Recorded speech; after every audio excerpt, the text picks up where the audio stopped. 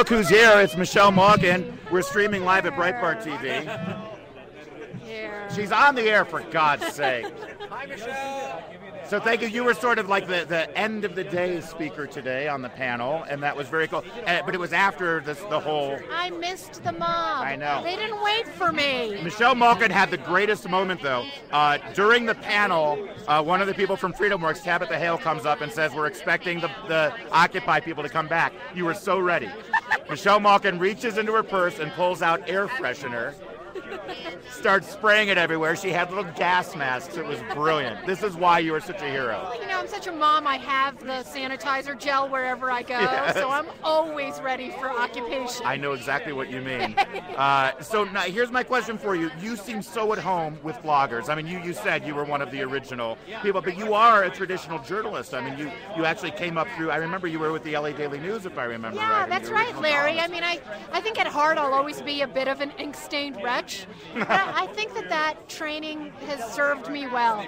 And, you know, I actually got advice when I was a young student journalist from Bob Novak, who was very good at advising young conservative journalists to get outside the Beltway, to stay outside of it as long as they can, and to really do a lot of the shoe leather work that nobody else was doing. And I think a lot of this next generation of bloggers and tweeters have taken that to heart. And Bob Novak it's such a great example, and it makes so much sense that you were inspired by him, because he's the one that I always put forth as the example whenever we're criticized for being too opinionated with our writing, and that therefore makes us, we're not journalists. Come on, Robert Novak was the journalist's journalist, a reporter's reporter, but you knew where he stood. Exactly. You knew his opinion, but no one could doubt his credentials as a reporter. Exactly, that's right. And he started out at tiny little papers in Illinois, paid his dues, knocked on all the doors, did what he needed to do. I think that's what we're seeing now, and that's, to me, the blogosphere is really at a huge turning point. I mean, like I said in my remarks earlier today, it was such a tiny little place before, and we just really felt like we were in the, who knew who was listening, and now. Oh, we were listening, Michelle. Well, now, I mean, listen, yes, you said you were one of the original bloggers back in 2004, you said you started, so you were 12 years old, and so now, did you ever think back then you would be at a conference like this with this kind of energy and all the technology, too? I mean, the fact that we're doing this right now. Yeah, it is absolutely amazing. You know, I was talking at dinner with some folks about Twitter and just how integral that has been, not only to the Tea Party movement over the last couple of years, but also to fighting back against all of these leftist narratives. And to be able to do it in instant time, be in your face the way they have always been in our faces, and they ignore us at their peril. Yeah. Well, I mean, listen, we were talking at dinner about the Macaca story. Remember the Macaca story going crazy in 2006? And back then, that was when there was only about a dozen people who could push back. If that story happened today, we would be there, just like we were with the lies about the Gabby Gifford shooter and all the other things that have happened. What do you think, given that, and given that we have those tools and we have that energy and we're ready to pounce, do you think it's going to really affect the 2012 election? Well, I think once the right coalesces around some candidate, and as I keep saying, whoever it is, we're all going to have to don some semblance of nose plugs. Right, one no way one's going to get everything that they want. Exactly. Then I think the power of the right and the power of the rightosphere will come to action. But I think more importantly, and I think this is what a lot of folks here understand, it's the local and state level, congressional and Senate races, where not only will we be able to harness that power, but also harness a lot of passion that is lacking at the federal level. Well, you know, and actually, last question, because I know it's cold, although more wine, you'll warm up just fine. That's right. Given that, Colorado is going to be a critical state, and I know that the left has pumped a lot of money and a lot of organization into this state to change things in the state house. You're here now. Do you feel like this is a big part of your fight now because you're living in Colorado? That because you're a national figure, of course, but you need to focus on what's happening in Colorado? Most definitely, and I think that this state and this state's conservative movement learned a lot during the loss of the Ken Buck Senate race. And what happened there was money, money, money.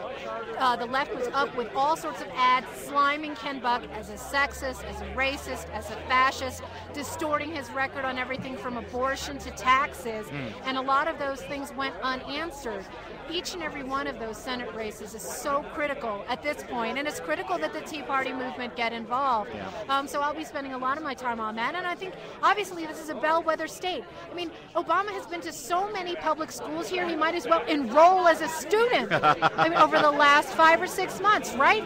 Yeah, I mean, you turn on the TV Monday morning, and here he is, back in the state. Look where he's going, and you know where they're worried. Right, but I mean, I think it's very helpful to look at how these referendum and initiatives have gone. And one of them just happened over the last couple of weeks, where the majority, an overwhelming majority of Colorado taxpayers said, no, we don't want higher taxes to waste on education. Yeah, imagine that. Yeah, and of course, this didn't make the New York Times headlines. It wasn't seen as a bellwether of the mood of the country. Right. But we're paying attention.